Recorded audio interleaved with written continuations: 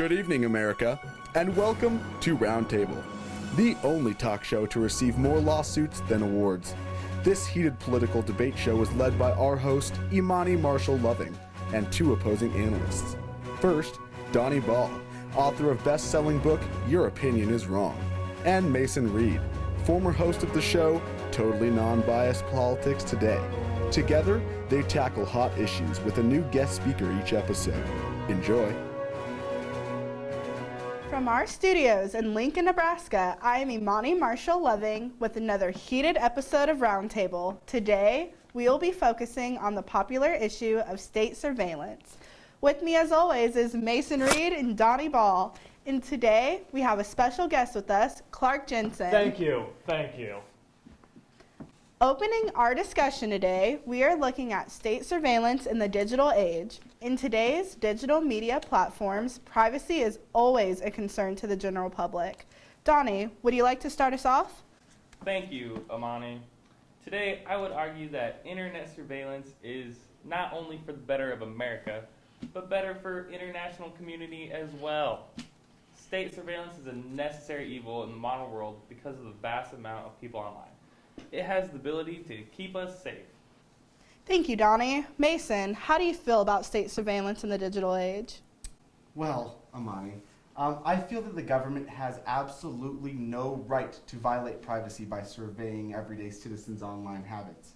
We have the rights as people, and I think that should be respected. I mean, I would like to argue that someone's email is no different than their actual mailbox. You can't just go willy-nilly opening it and reading whatever you want. Privacy is not only a personal right, it is a collective good, a cornerstone of democracy. And also, we can't forget... Look, Mason, I'm going to stop you right there. I think Donnie is right. That state surveillance is the only way to keep us safe online. Besides, if you've done nothing wrong, there's really nothing to hide. We also have to remember that we're an American citizen, and it doesn't matter if we have nothing to hide, because we still... Well, let's take a look at this clip from Glen Greenwald himself as he talks about the importance of privacy. It is true that as human beings we're social animals, which means we have a need for other people to know what we're doing and saying and thinking, which is why we voluntarily publish information about ourselves online. But equally essential to what it means to be a free and fulfilled human being is to have a place that we can go and be free of the judgmental eyes of other people. There's a reason why we seek that out, and that reason is that all of us, not just terrorists and criminals, all of us have things to hide. There are all sorts of things that we do and think that we're willing to tell our physician or our lawyer or our psychologist or our spouse or our best friend that we would be mortified for the rest of the world to learn. We make judgments every single day about the kinds of things that we say and think and do that we're willing to have other people know, and the kinds of things that we say and think and do that we don't want anyone else to know about. People can very easily in words claim that they don't value their privacy, but their actions negate the authenticity of that belief. Now, there's a reason why privacy is so craved universally and instinctively. It isn't just a reflexive movement like breathing air or drinking water. The reason is that when we're in a state where we can be monitored, where we can be watched, our behavior changes dramatically. The range of behavioral options that we consider when we think we're being watched severely reduce. This is just a fact of human nature that has been recognized in social science and in literature and in religion and in virtually every field of discipline. There are dozens of psychological studies that prove that when somebody knows that they might be watched, the behavior they engage in is vastly more conformist and compliant. Human shame is a very powerful motivator, as is the desire to avoid it. And that's the reason why people, when they're in a state of being watched, make decisions not that are the byproduct of their own agency, but that are about the expectations that others have of them, or the mandates of societal orthodoxy. After viewing that video, Donnie, would you still say that online surveillance makes you feel safe? Amani, yes, I would. Do you believe that the American public feels the same way that you do? Well, In 2015, when we had the Paris attack and the San Bernardino shooting, America showed deep concern for their safety. Pew Research conducted a survey in December 2015 that revealed that 53% of Americans felt government programs have not done enough to protect them. I think the idea of expanding our ability to survey the online world fits the bill, and people would generally feel safer if we did so. Mason, what are your thoughts on this? I mean, we're talking about this survey, correct? But that survey said that 53% of people didn't think anti-terrorist policies have gone far enough. But that doesn't necessarily mean that setting up these programs to listen to our phone calls or sift through personal data is necessary. That same research found that after Snowden's leak of the NSA programs, there was an only 8% drop in public's approval of officials gathering phone calls from June 2013 all the way to the second survey done in January of 2014. This proves that state surveillance is not the right step to anti-terrorist policies. I would like to say, though, even though people generally disapprove of these kind of surveillance programs, they warm up to the idea eventually.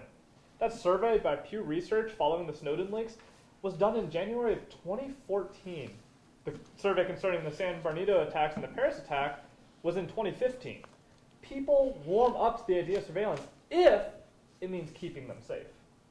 I mean, keeping them safe doesn't matter because we have a constitutional right. We need to look at the program Mystic. This has been gathering phone calls from every phone in the U.S.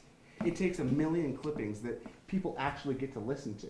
Okay, those million clippings only count for 1% of the total number. Mystic was designed to go through past calls and to find disparities within them. Mystic helps gather comprehensive metadata and content to help secure our country. We do need to realize, though, that metadata can be dangerous in itself. I mean, when you realize that if you can gather enough of it, you don't even need content. For example, metadata can reveal whether a person calls a rape crisis center. It can reveal if they call a suicide hotline, a drug treatment hotline, a bookie, or any other particular political organization. Metadata reveals just as much information about an individual as content does. Yeah, but metadata doesn't really give you any information about what the conversation is actually about. I could be calling my uncle, who just happens to be a bookie, that's under surveillance. Of course your uncle's a bookie. But we need to take the advice of Glen Greenwald. As he says, quote, "To permit surveillance to take root in the internet would mean subjecting virtually all forms of human interaction, planning, and even thought itself to comprehensive state examination." Well, let's talk about the UK for a minute. The Investigatory Powers Bill lets you roll back 12 months of data. It's used for any kind of investigatory thing, but it's huge, America. It's huge. Clark, all the UK do is win, win, win. And besides, if we want to protect ourselves from state surveillance, we build a firewall, and we make them program it. It's huge, America. It's huge. It is now time that we have to go to commercial break. When we return, we will be doing our feature story about Dr. Sean Trundle. After receiving Professor of the Year for the 3rd time at the University of Nebraska-Lincoln and in all Big Ten honors, he will be in our studio for an exclusive interview. Stay tuned. I actually had the chance to I meet still Sean. think, though, that, I think I'm still right on internet surveillance. It's the best way. It's the only way to win. We're going to win so big with internet surveillance. All we're going to do is win, win, win. You're going to say, Mr. President, I'm tired of winning. And I'm going to say, no, we're not done winning. We're going to survey everybody. And this is why he's a guest on the show, not a regular. Mason, no. Stop. Oh, thank God they pay me well. No, they don't.